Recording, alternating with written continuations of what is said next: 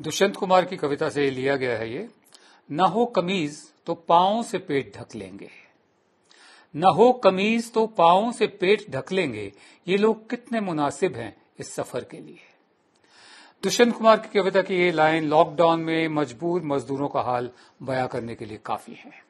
न हो कमीज तो पांव से पेट ढक लेंगे, ये लोग कितने मुनासिब हैं इस सफर के लिए। सरकार के तमाम दावों और भरोसों के बावजूद भूखे पेट खाली जेब मजदूरों का महानगरों से पलायन जारी है। मोदी सरकार ने जो 20 लाख करोड़ के पैकेज का जो वायदा किया था, उसमें इन माइग्रेंट लेबर जो प्रवासी मजदूर हैं, उनके लिए सिर्फ एक ऐलान था, वो ये कि अगले 2 महीने तक बिना राशन कार्ड वाले लोगों को भी 5 किलो चावल या गेहूं दिया जाएगा। बस यही ऐलान था। ऐसे ही हर परिवार को 1 किलो चना भी मिलेगा। सरकार ने अलग अलग शहरों से मजदूरों को उनके घर भेजने के लिए जो भी कदम उठाए, बेहद नाकाफी हैं, जो सबके सामने हैं। पिछले 2 दिनों में दिल्ली की गाजीपुर मंडी, गुजरात के सूरत, पंजाब के पटियाला, यूपी के मथुरा समेत कई जगह पर मजदूरों का सब्र जवाब भी दे गया। मजदूरों ने पुलिस के बैरिकेड तोड़ डाले। मध्य प्रदेश में भी ऐसा किया। पथराव और पुलिस के साथ झड़पें भी हुई। कई जगहों पर बेसहारा मजदूरों पर पुलिस से लाठियां भी बरसाई। मजदूरों की यह भी शिकायत है कि पुलिस जो है वो कारों और दूसरे वाहनों को तो आने जाने दे रही है, लेकिन उन्हें जबरन रोका गया है। कई शहरों में श्रमिक स्पेशल ट्रेनों या बसों में इंतजार में हजारों की तादाद में प्रवासी मजदूर जमा हो रहे हैं। सैनिटाइजेशन, फिजिकल डिस्टेंसिंग जैसे नियम भूख और बेबसी के सामने घुटने टेक देते हैं।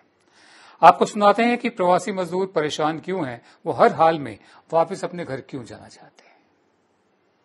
पुलिस वाले निकलने नहीं दे रहे हैं और जहाँ जाते हैं वहाँ से रपटाते हैं, कहते हैं वहाँ वापसी जाओ जहाँ से आए हो। बताओ ये बच्चे हम कहाँ को लेके जाए, छोटे छोटे। हमारी सुविधा करे, जहाँ से मर्जी, जहाँ से हमारे हरदोई जिला को सरकार भेजे, नहीं तो हम लोग अपना जान खोने पे तैयार हो जाएंगे। सीधे मोदी सरकार को बोलेंगे हमारी सुविधा करे। बच्चों के पास चप्पल, जूते, कपड़े, कुछ खाने चीज की कोई चीज नहीं है। हमको घर जाने दे, चाहे पैदल जाते हैं या तो अपने साधन से भेजे या तो हमको पैदल जाने दे। जहाँ से हमको बॉर्डर पर से उठाए वही बॉर्डर पर छाड़ दे, हम पैदल चले जाएंगे। अगर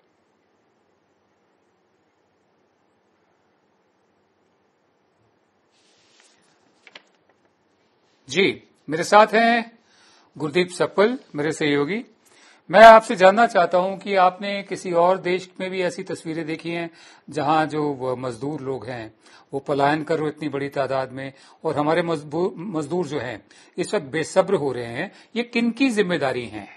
अगर हैं तो इन्हें अपने सर पर छोड़ दिया गया है। विनोद जी, अगर कोरोना के खिलाफ ये लड़ाई में सफलता मिल रही होती, अगर सब कुछ ठीक हो रहा होता, तो वाहवाही किसकी होती? तब वाहवाही तो केंद्र सरकार की होनी थी। तो अब अगर सब कुछ ठीक नहीं है तो जिम्मेदारी भी केंद्र सरकार की ही है। आज क्यों गुस्सा फूट पड़ा मजदूरों का? क्योंकि लॉकडाउन 4 की घोषणा जो हुई चुपके से एनडीएमए की एक प्रेस रिलीज से, उसके पहले किसी ने सरकार में से, ना तो प्रधानमंत्री ने, ना किसी मंत्री ने, ना किसी बीजेपी के नेता ने इन मजदूरों से बात की, मीडिया के मार्फत बात की, किसी और तरीके से बात की। इनके जो इश्यूज हैं, जो इनके जो इस समय सरोकार हैं, उनको किसी ने एड्रेस करने की कोशिश की है? और वो नहीं कर सकते थे कल, क्योंकि वो क्या कहते, अगर अभी मालूम पड़ा कि कल चुपके से जो नोटिफिकेशन हुआ है उसमें एक पुराना आदेश को विड्रॉ कर लिया, जो आदेश मार्च के अंत में 29 मार्च को केंद्र सरकार ने इशू किया था कि लॉकडाउन के दौरान सभी कंपनियों को सैलरी देना कंपलसरी होगा। वो सैलरी नहीं काट सकती हैं, वो लोगों को नहीं निकाल सकती हैं। कल चुपके से उस आदेश को वापस ले लिया है, यानी लॉकडाउन के अंदर अब सैलरी नहीं मिलेगी। केंद्र सरकार कैश पैसा दे नहीं रही है किसी को भी मजदूर को। उनकी नौकरियां खतरे में हैं। जो centre for monitoring Indian economy का सर्वे आया है, उसने कहा है कि 20 साल से 30 साल की उम्र के लोग में से 2 करोड़ 70 लाख लोगों की नौकरियां जा चुकी हैं। तो लोगों की नौकरियां जा चुकी हैं, लोगों के पास पैसा नहीं है, लोगों को घर जाने की व्यवस्था नहीं है, लोगों को कोई एश्योरेंस नहीं है कि लॉकडाउन कब तक चलेगा, कब तक स्थिति नॉर्मल होगी, तो क्या वो सड़क पे भी नहीं आएंगे? और आप चाहते हैं कि लोगों को 5 किलो अनाज, 5 किलो गेहूं और 1 किलो दाल के ऊपर आप जिंदा रख सकते हैं? बहुत लोगों को यह नहीं मालूम है कि जो आज का मजदूर है वो कोई अनपढ़ मजदूर नहीं है ना। उसमें से बहुत सारा वर्ग पढ़ा लिखा है, 12वीं पास है, ग्रेजुएट है, ITI है, वो स्किल्ड काम भी करता है। आज उसके पास कोई रास्ता नहीं है, पिछले 2 महीने से कमाई नहीं है और उनसे किसी ने सरकार से बात नहीं की है। कल लॉकडाउन 4 होने पे किसी ने नहीं बोला कि हमारे लिए ये प्लानिंग है और आपके लिए ये करना है। तो ऐसे में मजदूर सड़क पर आज आ रहे हैं, ये कोई हैरानी की बात नहीं है। पिछले 2 महीने से विजुअल दिख रहे हैं। और आप अनाज की अगर बात करें तो खुद FM ने ये माना कि 50 दिन बाद उन्होंने शहर के माइग्रेंट मजदूरों के लिए राशन की व्यवस्था शुरू की। 50 दिन तो उनको राशन भी नहीं मिला था। तो ऐसे में जिम्मेवारी केवल और केवल केंद्र सरकार की है और बाकी देशों से ऐसे विजुअल नहीं दिख रहे हैं, हमने कहीं नहीं देखे हैं। ये प्लानिंग हमारे यहां गड़बड़ हुई है और हमारे यहां उसकी जिम्मेदारी लेनी पड़ेगी। जी, और उन्हीं को लेनी पड़ेगी कि अगर ये कामयाब हो जाता तो श्रेय वाहवाही का सेहरा भी उनके सर पर बनता। बहरहाल पिछले दिनों में देश के कई बड़े शहरों में अपने अपने गांव लौटते प्रवासी मजदूर जगह जगह हादसों के शिकार भी हुए हैं। यूपी के औरैया जिले में तो एक दुर्घटना में 24 मजदूरों की मौत हो गई, जो अब 26 बताया जा रहा है। उत्तर प्रदेश के मुजफ्फरनगर में पैदल बिहार जा रहे 6 मजदूरों को एक ट्रक ने कुचल दिया। मध्य प्रदेश के सागर जिले में एक ट्रक के पलट जाने से 5 मजदूरों की जान गई। महाराष्ट्र के औरंगाबाद जिले में मालगाड़ी से कटकर 16 मजदूरों की जान गई। ये सभी हादसे इसलिए हुए क्योंकि मजदूर सैकड़ों किलोमीटर दूर अपने ठिकानों के लिए पैदल ही निकल पड़े, चलते रहे और उनकी परवाह सरकारों ने नहीं की। कई जगह पर मजदूरों से मोटी रकम लेकर कंटेनर्स ट्रकों में ठूंस कर ले जाने पर की तस्वीरें भी सामने आई हैं। खाली सड़कों पर ट्रकों को दौड़ाते हुए ड्राइवरों की असावधानी की कीमत मजदूरों को अपनी जान देकर चुकानी पड़ी है।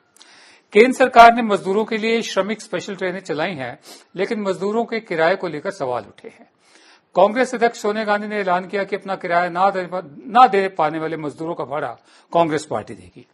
हालांकि केंद्र सरकार की तरफ से रेल किराए की 85% रकम देने का दावा किया गया था।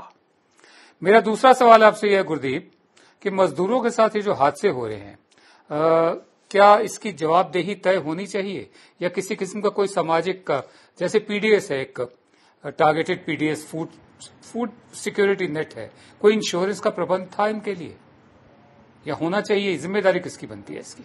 नहीं, पिछले अगर 5 साल में देखी तो कई बार हमने सुना प्रधानमंत्री के नाम से अलग अलग बीमा योजनाएं आई हैं।